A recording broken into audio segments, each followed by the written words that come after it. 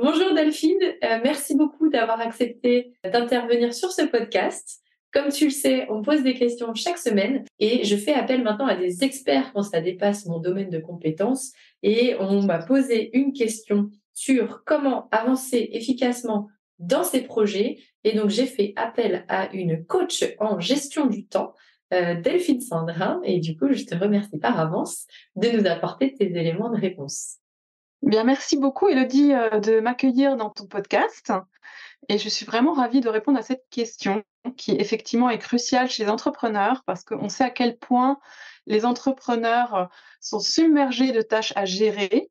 C'est d'ailleurs ce qui fait une différence, je trouve, avec le salariat, à savoir que quand on est salarié, on est majoritairement concentré sur sa zone d'expertise et la grande différence quand on est entrepreneur, c'est que certes, on a sa zone d'expertise, mais on a absolument tout le reste à gérer et tout le reste, c'est pas rien parce que ça peut être de la communication, de la prospection, le fait de créer son produit, le service après-vente et cetera et cetera et tout ça, je pense quand on démarre dans l'entrepreneuriat, on ne soupçonne pas le temps que ça va nous prendre.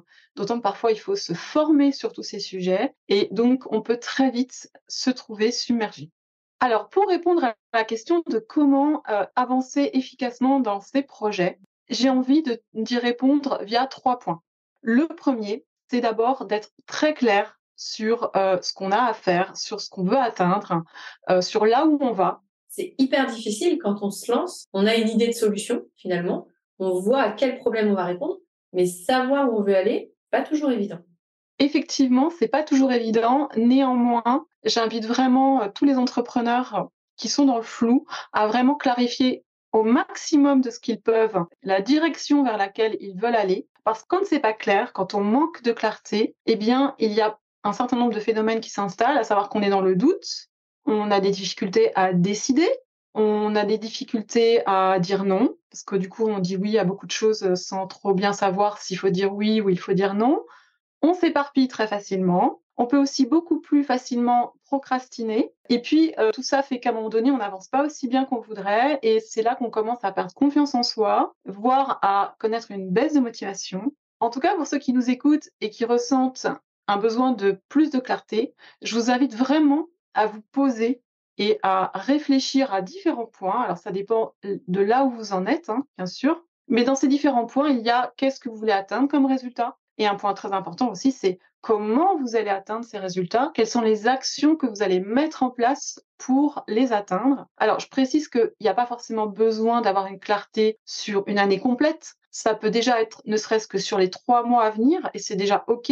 Mais en tout cas, faire ce travail de clarification et aussi, je précise, dans ce travail de clarification, c'est d'essayer d'être le plus aligné avec soi-même. Et c'est là où c'est encore un autre niveau de clarification, c'est de bien se connaître. Parce que plus on est aligné avec soi et avec ses valeurs, et plus ça va être facile d'avancer. On aura une meilleure énergie, une meilleure motivation, une meilleure résilience. C'est un autre niveau de clarification. Là, il s'agit de se connaître soi. Mais pour moi, ça me paraît aussi très important d'avoir cette clarté à ce niveau-là. Super, ça veut dire que si je sais où je vais, si je sais comment je vais y aller et que je me connais assez pour me dire OK, je vais y aller telle et telle façon parce que je suis comme ça, eh ben je vais gagner du temps au lieu de procrastiner et de me dire où est-ce que je vais, comment j'y vais, ce qui est logique en fait, hein, quand tu dis tout ça, c'est vrai que ça paraît évident, mais c'est un vrai travail d'accompagnement. Et c'est pas évident de se dire où est-ce que je vais, même si au début, je reviens sur ce que je disais au début, c'est vrai qu'on sait ce qu'on veut proposer comme offre, mais finalement, comment on y arrive et c'est quoi des objectifs? Et puis, il y a des personnes qui ont jamais fait de marketing avant, ni de commerce. Du coup, fixer un objectif, c'est un peu lunaire finalement par rapport à leur domaine. Donc, si on se fixe des objectifs et qu'on sait où on va, comment on y va et qu'on se connaît, eh ben, on gagne du temps. Tout à fait. On gagne du temps, on évite l'éparpillement, on évite aussi de se laisser influencer par les autres parce qu'on est au clair, on sait où on va. Donc il y a vraiment beaucoup de bénéfices à être au clair et je te rejoins, ce n'est pas toujours évident de mener ce travail de clarification tout seul. Le fait d'être accompagné peut être là aussi un vrai gain de temps. Que si on ne serait-ce que dans les échanges, de parler avec quelqu'un permet aussi de se poser, de réfléchir, d'avoir une émulation que t'as pas quand tu es tout seul. Exactement. Quand on est avec quelqu'un, c'est vrai que la personne peut avoir ce rôle de nous pousser dans nos retranchements, de nous éviter de nous voiler la face sur certains sujets et ça peut nous permettre d'aller beaucoup plus loin dans notre clarification. Super. Donc toi, c'est ce que tu proposes. Et est-ce que justement, tu as des anecdotes, tu aurais une anecdote à nous raconter à ce sujet? Oui, alors je pense à un entrepreneur, mais c'est un peu particulier parce qu'il est certes entrepreneur, mais il travaille dans une société.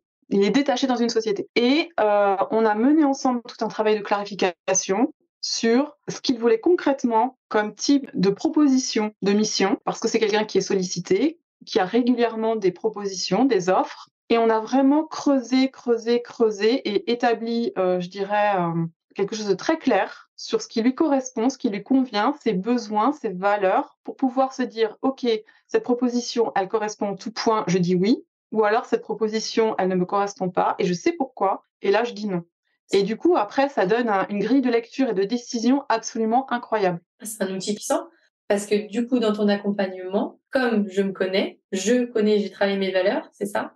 Et comme j'ai travaillé mes valeurs, je sais tout de suite si finalement ça va bien se passer ou pas, ou si je vais être épanouie ou pas dans cette mission, parce que j'accepte tel ou tel contrat. Et là aussi, je gagne du temps finalement. Complètement. Et en fait, ce que je viens de dire au niveau est-ce que je dis oui pour des propositions ou pas, c'est complètement valable vis-à-vis de clients, de savoir est-ce que j'ai envie de travailler avec tel client ou pas, est-ce que j'ai envie de me lancer dans tel type de projet parce qu'on me le propose ou de partenariat ou pas. En fait, ça peut se décliner à plein de niveaux. Du coup, on a vu ce premier point de clarification, il y a deux autres points, c'est bien ça? Tout à fait. Le deuxième point qui vient juste après, c'est le fait de très bien prioriser. Donc pour bien avancer, en tout cas pour avancer efficacement dans ces projets, il est, de mon point de vue, absolument indispensable de très bien prioriser. Et très bien prioriser, finalement, ça veut dire quoi? Eh bien, ça veut dire passer d'un statut où on est très, très, très occupé et on fait plein de choses, à un statut où on va être très, très, très productif et on va faire les bonnes choses. Il y a une vraie différence entre faire plein de choses et faire les bonnes choses. Et entre les deux, il y a la priorisation. Alors, pour bien prioriser, il y a un outil que pas mal de personnes connaissent, qui est la matrice d'Eisenhower. Je pense que tu connais. Bien. Voilà.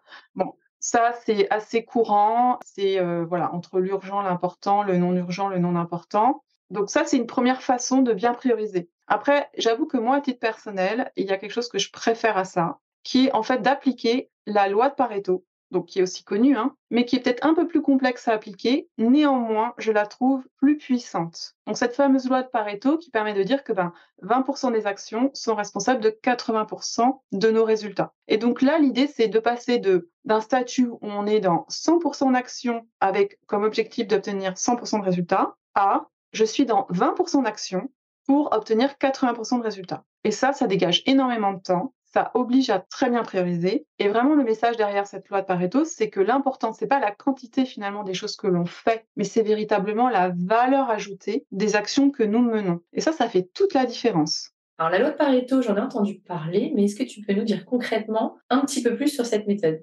Oui. Alors, pour bien appliquer la loi de Pareto, la première chose, c'est comme la clarification, ça nécessite de se poser. Et malheureusement, c'est quelque chose qu'on ne fait pas toujours quand on a plein de projets à gérer. Un point hyper important dans la loi de Pareto, c'est qu'à un moment donné, en se posant, ça va être d'aller identifier et de sélectionner, par exemple, les 20% de tâches à très haute valeur ajoutée. C'est d'aller les identifier. Ça peut être aussi d'aller identifier les 20% de clients qui nous génèrent 80% de chiffre d'affaires et de se concentrer sur eux. Ça peut être aussi, et ça rejoint ton domaine, de se concentrer sur les 20% des canaux de communication qui nous donnent le maximum de visibilité. Et on oublie le reste. Voilà, c'est vraiment ça, appliquer la loi de Pareto, c'est aller chercher ces 20% à tous les niveaux. Donc, c'est pas forcément simple là encore à faire tout seul, mais c'est faisable. Et quand on le fait, derrière, on avance vraiment efficacement dans ces projets parce que du coup, on passe vraiment son temps sur les bonnes choses, celles qui vont nous faire vraiment le plus avancer. Ok, très clair, je te remercie d'avoir creusé ce point.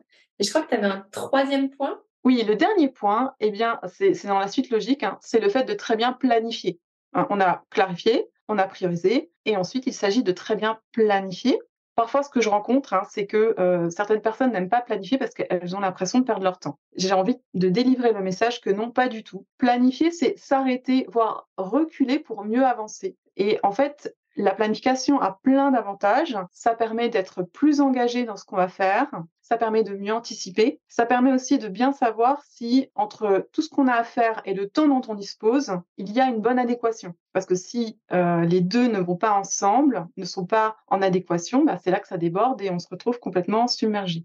Donc, il y a vraiment beaucoup de vertus à planifier. Et comme on dit, un objectif planifié est à moitié atteint. Donc moi, ce que je recommande par rapport à ça, c'est de vraiment planifier les priorités. Et puis dans la façon de gérer ses journées, c'est de commencer autant que possible par sa priorité ou ses priorités du jour, ou alors de se poser dessus quand on est au maximum de son énergie dans la journée. Parce qu'on n'est pas tous au taquet de son énergie en commençant le matin. Ça dépend de notre chronotype, c'est comme ça que ça s'appelle. Donc voilà, ça c'est un premier point. Le deuxième, c'est ne pas vouloir s'attaquer à des tâches trop conséquentes d'un coup, parce que c'est la meilleure façon de procrastiner. Il vaut mieux décomposer en petits pas, comme on dit, quitte à l'étaler sur 2-3 jours. Ça, c'est un deuxième point. Et le dernier, je dirais, c'est aussi, autant que possible, quand on se met sur un projet, quand on se met sur un dossier ou à écrire un post pour LinkedIn, par exemple, c'est de se mettre en état de deep work, c'est-à-dire on est vraiment ultra focus, on arrête toutes les notifications, les interruptions, et on est à fond dans ce qu'on va faire. Ça sera un vrai gain de temps. Ça minimisera aussi les erreurs. Et par contre, après, c'est d'alterner avec des pauses pour se recharger en énergie. Et hop, on repart dans une phase de deep work, et ainsi de suite. Eh ben, merci beaucoup. C'est vrai que la planification, moi aussi dans mon métier, c'est hyper important. Et c'est difficile d'évangéliser sur ce point parce qu'il y a beaucoup de gens qui se disent, mais moi, je poste quand je veux, quand j'ai l'inspiration, etc. Mais c'est hyper important d'avoir un cadre et après de pouvoir justement s'autoriser de sortir du cadre, mais d'avoir ce cadre quand même pour pouvoir gagner du temps, être efficace et quel que soit le domaine. Donc c'est super intéressant. Je te remercie beaucoup, Delphine. Là, on a plein Merci à toi. pour savoir comment gérer son temps et efficacement. Et je te remercie beaucoup et je te dis à ce moment-là, à très bientôt sur les réseaux. Si on veut te suivre, on peut te suivre sur LinkedIn. On peut effectivement me rejoindre sur LinkedIn, sachant que je poste régulièrement en donnant des astuces et des tips sur la gestion du temps. Super. Et merci beaucoup, Delphine. Au revoir. Merci à toi. Au revoir.